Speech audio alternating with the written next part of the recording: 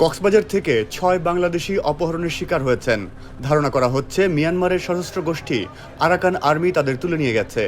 আজ বুধবার দুপুরে trawler owners association of Teknaf Saint Martin এর সভাপতি আব্দুর রাশাদ দ্য ডেইলি স্টারকে এই তথ্য জানিয়েছেন।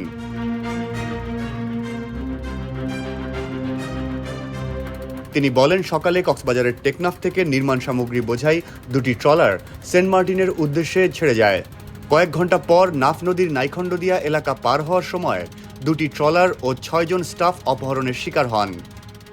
রাশাদ আরও বলেন, সম্ভবত আরাকান আর্মি তাদের অপহরণ করেছে। বর্ডার গার্ড বাংলাদেশ, কোস্টগার্ড ও আইনশৃঙ্খলা রক্ষাকারী অন্যান্য বাহিনীকে আমরা মৌখিকভাবে বিষয়টি জানিয়েছি।